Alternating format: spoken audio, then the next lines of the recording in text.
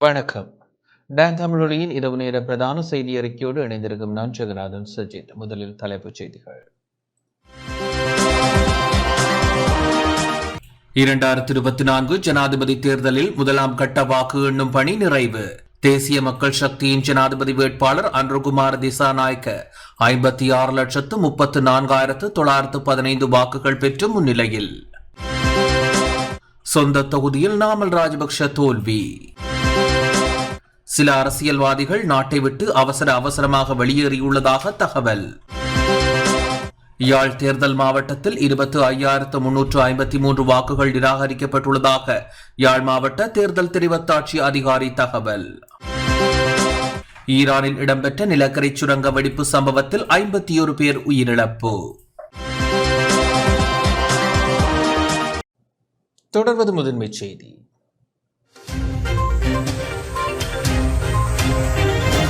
அனுசரணை வழங்குவோர் இலங்கை தாய்மார் நம்பிக்கையுடன் தெரிவு செய்வது மலிபன் கிரி. 2024 ஜனாதிபதி தேர்தலில் முதலாம் கட்ட வாக்கு எண்ணும் பணி நிறைவடைந்துள்ளது. 2024 ஜனாதிபதி தேர்தலில் முதலாம் கட்ட வாக்கு எண்ணும் பணி நிறைவடைந்துள்ளதுடன் இரண்டாம் கட்ட விருப்பு வாக்கு எண்ணும் பணிகள் இடம்பெற்று வருகின்றன. அந்த முடிவுகளுக்கு அமைய தேசிய மக்கள் சக்தியின் வேட்பாளர் அன்ருகுமார் திசாநாயக்க 56,34,915 வாக்குகளை பெற்று முன்னிலையில் காணப்படுகின்றார். ஜனாதிபதி வேட்பாளர் சஜித் பிரேமதாச 43,63,035 வாக்குகளுடன் இரண்டாவது இடத்திலும், ரணில் விக்ரமசிங்கே 22,99,767 வாக்குகளுடன் மூன்றாம் இடத்திலும் காணப்படுகின்றனர். நாமல் ராஜபக்ஷ 3,42,781 வாக்குகளுடன் நான்காவது இடத்திலும், தமிழ் பொது வேட்பாளர் ப. அரியநேத்திரன் 2,26,342 வாக்குகளுடன் ஐந்தாவது இடத்திலும் காணப்படுகின்றனர். 1,22,396 வாக்குகளை பெற்ற திலித் ஜெயவீர ஆறாவது இடத்தை பிடித்துள்ளார். கே பியதாச 47,528 வாக்குகளை பெற்று ஏழாவது இடத்தை பிடித்துள்ளார். அந்த வகையில் இலங்கை ஜனாதிபதி தேர்தல் வரலாற்றில் எந்த ஒரு வேட்பாளர்களும் அதிக வாக்குகளை பெறாத நிலையில் முதன்முறையாக விருப்பு வாக்குகளை எண்ணும் நடவடிக்கை இடம்பெற்று வருவதாக தேர்தல்கள் ஆணையாளர் தெரிவித்துள்ளார். தற்பொழுது முன்னிலையில் காணப்படுகின்ற தேசிய மக்கள் சக்தியின் ஜனாதிபதி வேட்பாளர் அன்ருகுமார் திசாநாயக்க மற்றும் ஐக்கிய மக்கள் சக்தி ஜனாதிபதி வேட்பாளர் சஜித் பிரேமதாச ஆகியோர் தவிர்ந்த ஏனைய வேட்பாளர்கள் போட்டியில் இருந்து நீக்கப்பட்டுள்ளனர். இதற்கமைய தற்பொழுது இரண்டாம் கட்ட விருப்பு வாக்கு எண்ணும் பணிகள் மேற்கொள்ளப்பட்டு வருகின்றன.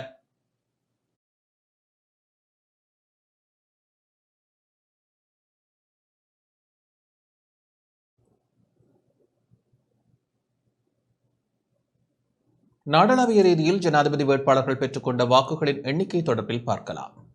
கொழும்பு மாவட்டத்தில் அன்ருகுமார் திசாநாயக்க 6,29,963 வாக்குகளையும், சஜித் பிரேமதாச 3,42,108 வாக்குகளையும், ரணில் விக்ரமசிங்கே 2,81,436 வாக்குகளையும், நாமல் ராஜபக்ஷ 30,432 வாக்குகளையும், திலித் ஜெயவீர 26,356 வாக்குகளையும், அரியநேத்திரன் 3,168 வாக்குகளையும் பெற்றுள்ளனர். ஹம்பஹா மாவட்டத்தில் அன்ருகுமார் திசாநாயக்க 8,09,410 வாக்குகளையும், சஜித் பிரேமதாச 3,49,550 வாக்குகளையும், ரணில் விக்ரமசிங்கே 2,16,028 வாக்குகளையும், நாமல் ராஜபக்ஷ 41,193 வாக்குகளையும் பெற்றுள்ளனர். ஏகாலை மாவட்டத்தில் அன்ருகுமார் திசாநாயக்க 2,20,508 வாக்குகளையும், சஜித் பிரேமதாச 1,63,930 வாக்குகளையும், ரணில் விக்ரமசிங்கே 96,062 வாக்குகளையும், நாமல் ராஜபக்ஷ 10,309 வாக்குகளையும் பெற்றுள்ளனர். ரத்னபுரி மாவட்டத்தில் அன்ருகுமார் திசாநாயக்க 2,91,708 வாக்குகளையும், சஜித் பிரேமதாச 2,57,721 வாக்குகளையும், ரணில் விக்ரமசிங்க 1,45,038 வாக்குகளையும், நாமல் ராஜபக்ஷ 20,575 வாக்குகளையும், திலித் ஜெயவீர 7,629 வாக்குகளையும் பெற்றுள்ளனர். மொனராகலை மாவட்டத்தில் அன்ருகுமார் திசாநாயக்க 1,40,269 வாக்குகளையும், சஜித் பிரேமதாச 1,34,238 வாக்குகளையும், ரணில் விக்ரமசிங்கே 35,728 வாக்குகளையும், நாமல் ராஜபக்ஷ 12,832 வாக்குகளையும், திலித் ஜெயவீர 2,286 வாக்குகளையும் பெற்றுள்ளனர். பதுளை மாவட்டத்தில் அனுரகுமார் திசாநாயக்க 1,97,283 வாக்குகளையும், சஜித் பிரேமதாச 2,19,674 வாக்குகளையும், ரணில் விக்ரமசிங்க 1,15,138 வாக்குகளையும், நாமல் ராஜபக்ஷ 13,869 வாக்குகளையும், திலித் ஜெயவீர 3,042 வாக்குகளையும் பெற்றுள்ளனர். பொலனறுவை மாவட்டத்தில் அனுரகுமார் திசாநாயக்க 1,30,880 வாக்குகளையும், சஜித் பிரேமதாச 1,730 வாக்குகளையும், ரணில் விக்ரமசிங்கே 36,908 வாக்குகளையும், நாமல் ராஜபக்ஷ 5,594 வாக்குகளையும், திலித் ஜெயவீர 1,727 வாக்குகளையும் பெற்றுள்ளனர். அனுராதபுரம் மாவட்டத்தில் அனுரகுமார் திசாநாயக்க 2,85,944 வாக்குகளையும், சஜித் பிரேமதாச 2,02,289 வாக்குகளையும், ரணில் விக்ரமசிங்க 82,152 வாக்குகளையும், நாமல் ராஜபக்ஷ 15,029 வாக்குகளையும், திலித் ஜெயவீர 3,696 வாக்குகளையும் பெற்றுள்ளனர். புத்தளம் மாவட்டத்தில் அனுரகுமார் திசாநாயக்க 2,07,134 வாக்குகளையும், சஜித் பிரேமதாச 1,73,382 வாக்குகளையும், ரணில் விக்ரமசிங்க 60,719 வாக்குகளையும், நாமல் ராஜபக்ஷ 13,285 வாக்குகளையும், திலித் ஜெயவீர 3,003 வாக்குகளையும் பெற்றுள்ளனர். குருநாகல் மாவட்டத்தில் அனுரகுமார் திசாநாயக்க 4,39,558 வாக்குகளையும், சஜித் பிரேமதாச 2,79,899 வாக்குகளையும், ரணில் விக்ரமசிங்க 1,20,040 வாக்குகளையும், நாமல் ராஜபக்ஷ 27,722 வாக்குகளையும் பெற்றுள்ளனர். திருகோணமலை மாவட்டத்தில் சஜித் பிரேமதாச 1,20,588 வாக்குகளையும், அனுரகுமார் திசாநாயக்க 49,886 வாக்குகளையும், ரணில் விக்ரமசிங்கே 40,496 வாக்குகளையும், அரியநேத்திரன் 18,524 வாக்குகளையும், நாமல் ராஜபக்ஷ 2,183 வாக்குகளையும், திலித் ஜெயவீர 874 வாக்குகளையும் பெற்றுள்ளனர். திகாமடுல்ல மாவட்டத்தில் சஜித் பிரேமதாச 2,384 வாக்குகளையும், அனுரகுமார் திசாநாயக்க 1,08,971 வாக்குகளையும், ரணில் விக்ரமசிங்கே 86,589 வாக்குகளையும், அரியநேத்திரன் 9,985 வாக்குகளையும், நாமல் ராஜபக்ஷ 7,570 வாக்குகளையும், திலித் ஜெயவீர 800 வாக்குகளையும் பெற்றுள்ளனர்.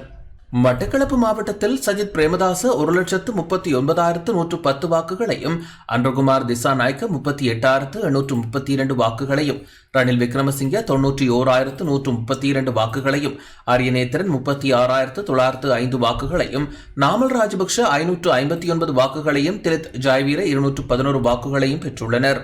வன்னி தேர்தல் மாவட்டத்தில் சஜித் பிரேமதாச 95,422 வாக்குகளையும், அனுரகுமார் திசாநாயக்க 21,412 வாக்குகளையும், ரணில் விக்ரமசிங்க 52,573 வாக்குகளையும், அரியநேத்திரன் 36,377 வாக்குகளையும், நாமல் ராஜபக்ஷ 1,079 வாக்குகளையும், திலித் ஜெயவீர 229 வாக்குகளையும் பெற்றுள்ளனர். யாழ்ப்பாண மாவட்டத்தில் சஜித் பிரேமதாச 1,21,177 வாக்குகளையும், அனுரகுமார் திசாநாயக்க 27,886 வாக்குகளையும், ரணில் விக்ரமசிங்க 84,558 வாக்குகளையும், அரியநேத்திரன் 1,16,688 வாக்குகளையும், நாமல் ராஜபக்ஷ 800 வாக்குகளையும், திலித் ஜெயவீர 495 வாக்குகளையும் பெற்றுள்ளனர்.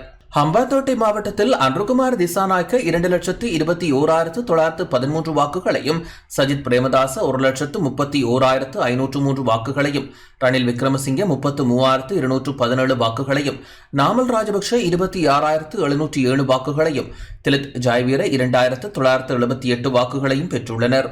மாத்தறை மாவட்டத்தில் அனுரகுமார் திசாநாயக்க 2,87,662 வாக்குகளையும், சஜித் பிரேமதாச 1,47,462 வாக்குகளையும், ரணில் விக்ரமசிங்க 79,249 வாக்குகளையும், நாமல் ராஜபக்ஷ 14,962 வாக்குகளையும், திலித் ஜெயவீர 7,316 வாக்குகளையும் பெற்றுள்ளனர்.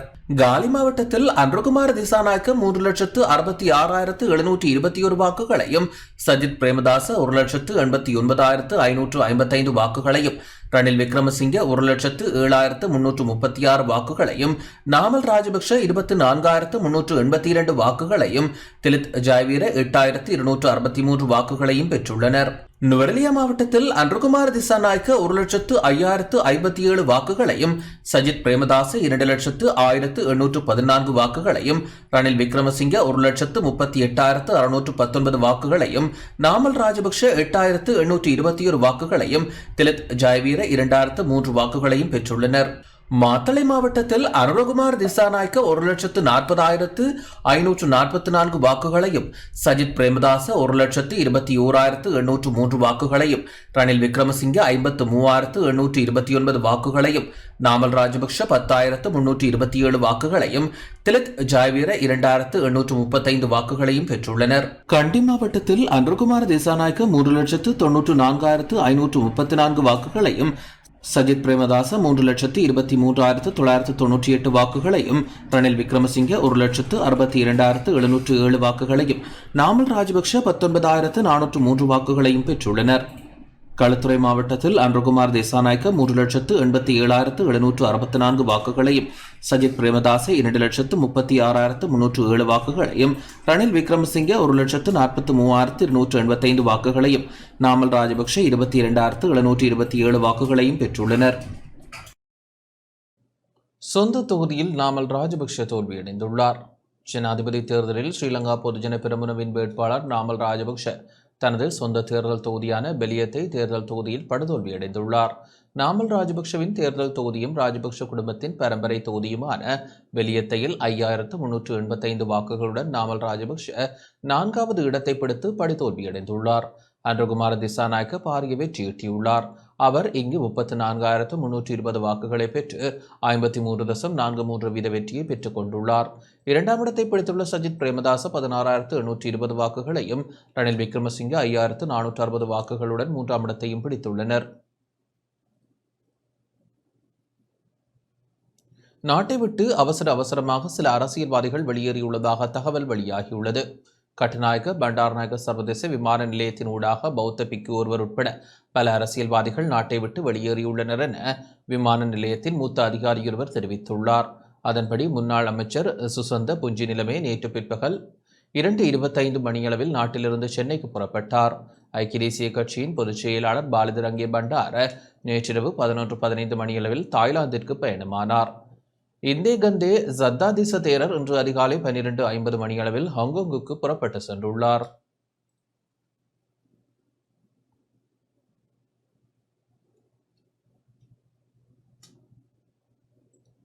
யாழ் தேர்தல் மாவட்டத்தில் 25,353 வாக்குகள் நிராகரிக்கப்பட்டுள்ளதாக யாழ் மாவட்ட தேர்தல் தெரிவத்தாட்சி அலுவலர் மருதலிங்கம் பிரதீபன் தெரிவித்துள்ளார். யாழ் தேர்தல் மாவட்டத்தில் அளிக்கப்பட்ட மொத்த வாக்குகளாக 3,97,041 வாக்குகள் அளிக்கப்பட்ட நிலையில் 25,353 வாக்குகள் நிராகரிக்கப்பட்டுள்ளதாக யாழ் மாவட்ட தெரிவத்தாட்சி அலுவலரும் பதில் மாவட்ட செயலாளருமான மருதலிங்கம் பிரதீபன் தெரிவித்துள்ளார். யாழ் மாவட்ட செயலகத்தில் இன்று இடம்பெற்ற ஊடகவியலாளர் சந்திப்பின் போதே அவர் இவ்வாறு குறிப்பிட்டார்.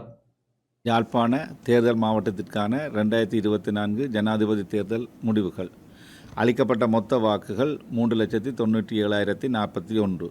நிராகரிக்கப்பட்ட வாக்குகள் 25,353. செல்லுபடியான மொத்த வாக்குகள் 3,71,688. சஜித் பிரேமதாச 1,21,177. அரியநேந்திரன் பாக்கிய செல்வம் 1,16,688.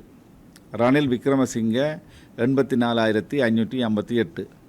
அனுரகுமார திசாநாயக்க 27,086. ஏனைய வேட்பாளர்கள் பெற்றுக்கொண்ட மொத்த வாக்குகள் 22,179. யாழ்ப்பாணம் மாவட்டத்திலே சுமூகமான முறையிலே ஜனாதிபதி தேர்தல் நடைபெற்று முடிந்திருக்கின்றது. மட்டக்களப்பு தேர்தல் மாவட்ட நிலைமைகள் தொடர்பில் மாவட்ட தெரிவத்தாட்சி அதிகாரி கருத்து வெளியிட்டுள்ளார்.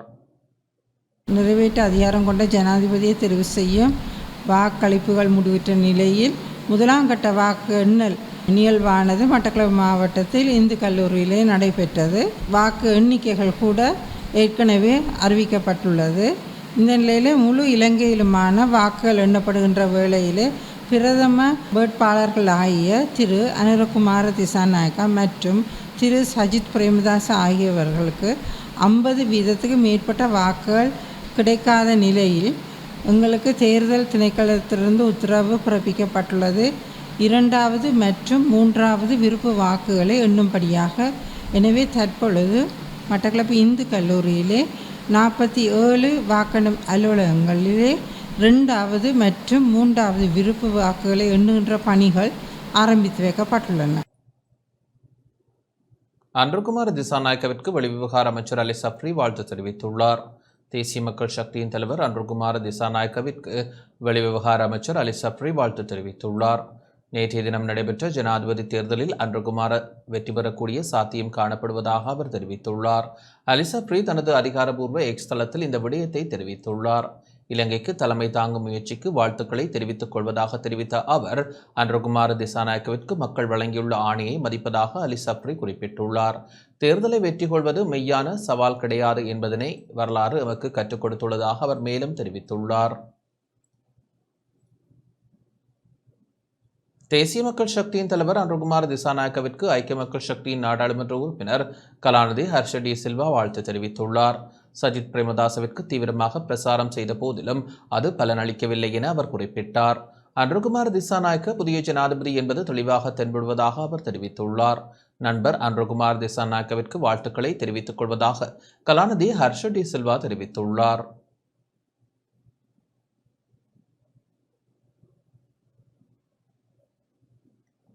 ஜனாதிபதி தேர்தல் அமைதியாகவும் பாரிய வன்முறை சம்பவங்களோ இடையூறுகளோ இன்றியும் நடைபெற்றதாக தேர்தல் கண்காணிப்பு குழுக்கள் தெரிவித்துள்ளன.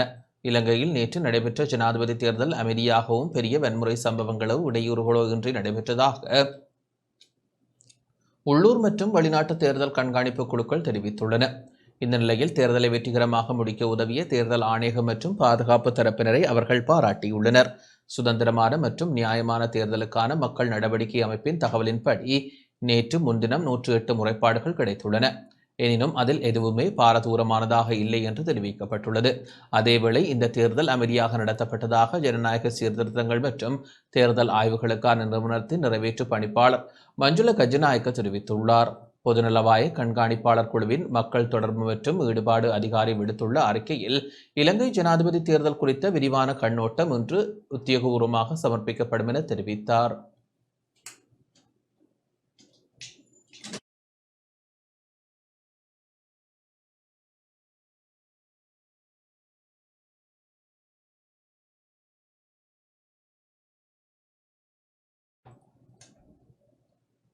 தென்மாகாண ஆளுநர் இன்று தனது பதவியை ராஜினாமா செய்துள்ளார். தென்மாகாண ஆளுநர் லக்ஷ்மன் யாப்பா அபேவர்த்தன இன்று தனது பதவியிலிருந்து விலகியுள்ளார். முன்னதாக வடமேல் மாகாண ஆளுநராக பதவி வகித்த லக்ஷ்மன் யாப்பா அபேவர்த்தன கடந்த மே மாதம் ஜனாதிபதியினால் தென் மாகாண ஆளுநராக நியமிக்கப்பட்டார்.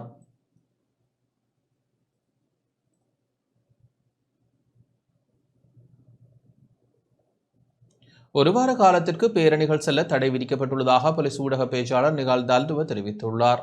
ஜனாதிபதி தேர்தல் இறுதி முடிவுகள் வெளியாகும் வரையிலான காலப்பகுதி மற்றும் அதற்கு பின்னரான காலப்பகுதி உள்ளடங்கலாக ஒரு வார காலத்திற்கு வாகனங்களின் ஊடாகவோ அல்லது நடைபயணமாகவோ பேரணி செல்ல தடை விதிக்கப்பட்டுள்ளதாக போலீஸ் ஊடக பேச்சாளர் நிகால் தால்துவ தெரிவித்தார். சட்டம் ஒழுங்கை பாதுகாக்க மக்கள் ஒத்துழைக்க வேண்டும் எனவும் நடைமுறையில் உள்ள சட்டங்களை மீறும் பட்சத்தில் அதிகாரத்தை பயன்படுத்தி சட்டம் ஒழுங்கை பாதுகாக்க நடவடிக்கை எடுக்க வேண்டி ஏற்படும் எனவும் அவர் மேலும் குறிப்பிட்டார்.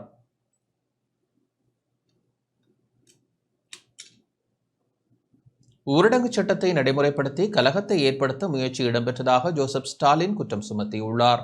அனாவசியமான முறையில் ஊரடங்கு சட்டம் பிறப்பிக்கப்பட்டதாக இலங்கை ஆசிரியர் சங்கத்தின் பொதுச் செயலாளர் ஜோசப் ஸ்டாலின் தெரிவித்துள்ளார். நாட்டில் அமைதியான முறையில் ஜனாதிபதி தேர்தல் நடைபெற்றுள்ள நிலையில் தேவையின்றி ஊரடங்கு சட்டம் பிறப்பிக்கப்பட்டதாக அவர் தெரிவித்தார்.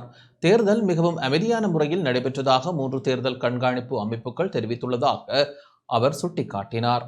எவ்வித வன்முறைகளும் இடம்பெறாத நிலையில் தேவையின்றி ஊரடங்கு சட்டத்தை நடைமுறைப்படுத்தி கலகத்தை ஏற்படுத்த முயற்சித்ததாக ஜோசப் ஸ்டாலின் குற்றம் சுமத்தியுள்ளார். இதேவேளை தேர்தல் ஆணைக்குழுவின் அனுமதி பெற்றுக்கொள்ளாது எவ்வாறு ஊரடங்கு சட்டம் நடைமுறைப்படுத்தப்பட்டது மற்றும் கலகத்தை விளைவிப்பதற்கான முயற்சி என தேர்தல் ஆணைக்குழுவின் முன்னாள் தவிசாளர் மஹிந்த தேசப்பிரிய குற்றம் சாட்டினார்.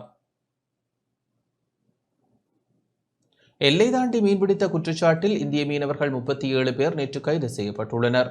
யாழ்ப்பாணம் பருத்தித்துறை கடற்பரப்பிற்கு அப்பால் எல்லை தாண்டி மீன்பிடித்த குற்றச்சாட்டில் இந்திய மீனவர்கள் 37 பேர் நேற்று கடற்படையினரால் கைது செய்யப்பட்டுள்ளனர். அத்துடன் 3 மீன்பிடி படகுகளும் கைப்பற்றப்பட்டுள்ளதாக கடற்படையினர் தெரிவித்துள்ளனர். கடற்படையினரின் வழமையான ரோந்து நடவடிக்கையின் போது குறித்த கைது நடவடிக்கை இடம்பெற்றுள்ளதாகவும் கடற்படையினர் தெரிவித்தனர். படகுகளுடன் கைதான மீனவர்கள் காங்கேசன்துறை துறைமுகத்திற்கு கொண்டு செல்லப்பட்டதுடன் மயிலட்டி நீரியல் வள திணைக்களத்தினரிடம் மேலதிக நடவடிக்கைகளுக்காக ஒப்படைக்கப்பட்டுள்ளனர். இதனிடையே எல்லை தாண்டி மீன்பிடித்த குற்றச்சாட்டில் இந்த வருடத்தின் இதுவரையான காலப்பகுதி வரை 396 இந்திய மீனவர்கள் கைது செய்யப்பட்டுள்ளதுடன் 53 மீன்பிடி படகுகளும் கைப்பற்றப்பட்டுள்ளமை குறிப்பிடத்தக்கது.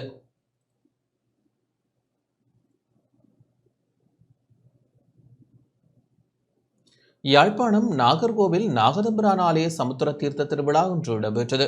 யாழ்ப்பாணம் நாகர்கோவில் நாகதம்பிரான் ஆலயத்தில் கடந்த 11ஆம் திகதி ஆரம்பமான திருவிழாவின் 10ஆம் திருவிழாவான சமுத்திர தீர்த்த திருவிழா இன்று இடம்பெற்றது. இன்று காலை 9 மணியளவில் நாகர்கோவில் கடற்கரையில் சமுத்திர தீர்த்தம் இடம்பெற்றுள்ளது. காலை 9 மணியளவில் நாகதம்பிரான் நாகர்கோவில் சமுத்திர தீர்த்தம் இடம்பெற்றது. இதில் நாகர்கோவில் கிராம மக்கள் உட்பட வடமராட்சி கிழக்கு பக்தர்களும் கலந்து கொண்டனர்.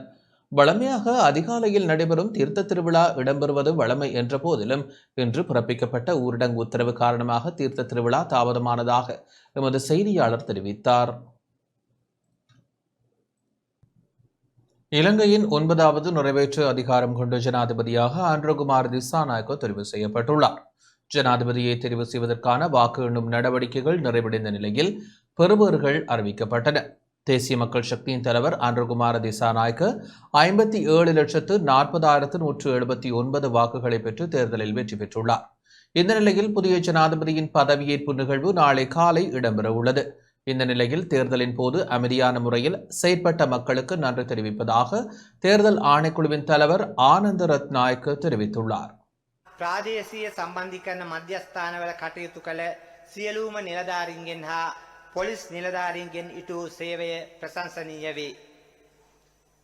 தேர்தல் முறைப்பாடு முகாமைத்துவ மற்றும் பிராந்திய ஒருங்கிணைப்பு நிலையங்களில் பணியாற்றிய அனைத்து அலுவலர்களும் போலீஸ் அலுவலர்களும் ஆற்றிய சேவை பாராட்டுக்குரியதாகும். මැතිවරණ කොමිසම් සභාවේ හා තේරීම්බාර නිලධාරීන්ගේ ඉල්ලීම මත ඡන්ද විමසීමට පෙර දින ඡන්ද විමසීම් දිනයේදී ඡන්ද මධ්‍යස්ථානවල හා ඡන්ද ගණන් කිරීමේ මධ්‍යස්ථානවල ආරක්ෂාව තහවුරු කිරීම සඳහා විවිධ දුෂ්කරතා ඉවසා ගනිමින් වෙහෙස නොතකා සේවයේ යෙදුණු සියලුම පොලිස් නිලධාරීන්ට හා විශේෂ කාර්ය බලකායේ නිලධාරීන්ට මැතිවරණ කොමිසම් සභාවේ විශේෂ ස්තුතිය හිමි වේ. ආරක්ෂක සේවා හා නීති විරෝධී ක්‍රියා සම්බන්ධයෙන් කටයුතු කිරීමේදී පොලිස් දෙපාර්තමේන්තුවට අවශ්‍ය සහායක සේවා සැපයීම සහ තේරීම්බාර නිලධාරීන් විසින් ඉල්ලා සිටි අවස්ථාවන්හිදී ඡන්ද විමසීම හා සම්බන්ධ සේවා සඳහා අවශ්‍ය සහාය ලබා දීම පිළිබඳව සිවිල් ආරක්ෂක දෙපාර්තමේන්තු කාර්ය මණ්ඩලයට අපගේ ස්තුතිය හිමි විය යුතුය. තවද අවශ්‍ය ඕනෑම විටක පොලිස් දෙපාර්තමේන්තුවට සහාය වීමට අපේක්ෂාවෙන් සූදානම්ව සිටි ආරක්ෂක මාණ්ඩලික ප්‍රධානී ත්‍රිවිධ හමුදාපතිවරු ඇතුළු සියලුම නිලධාරීන්ටද මැතිවරණ කොමිසම් සභාවල මුහුදු මාර්ගයෙන් බෝට් නාවික හමුදාපතිවරයාට හා ඔහුගේ කාර්ය මණ්ඩලයටද ගුවන් මගින් ප්‍රවාහන පහසුකම් සපයා දීම වෙනුවෙන් ගුවන් හමුදාපතිවරයාට හා ඒ සඳහා සහාය වූ ඔහුගේ කාර්ය මණ්ඩලයටද ස්තුතිවන්ත වෙමු.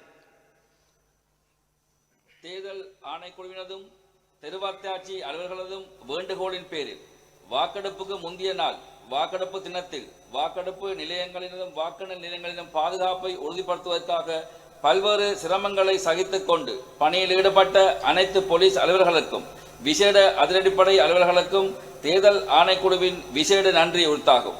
பாதுகாப்பு சேவைகளும் சட்டவிரோத செயல்களும் தொடர்பில் செயலாற்றும் போது போலீஸ் திணைக்களத்திற்கு அவசியமான உதவி சேவைகளை வழங்குவதற்கும் தெருவத்தாட்சி அலுவலர்கள் கூறிய சந்தர்ப்பங்களில் தேர்தலுடன் சம்பந்தப்பட்ட சேவைகளுக்கு அவசியமான ஒத்தாசையை வழங்கியதற்கு சிவில் பாதுகாப்பு திணைக்களத்தின் பணியாட்குழுவினருக்கும் எமது நன்றி உரித்தாக வேண்டும். மேலும் அவசியமான எந்த ஒரு சந்தர்ப்பத்திலும் போலீஸ் திணைக்களத்திற்கு உதவும் நோக்குடன் தயாராக இருந்த பாதுகாப்பு பதவிகளை பிரதானி. இத்துடன் இந்த செய்தி அறிக்கை நிறைவடைகின்றது. வணக்கம்.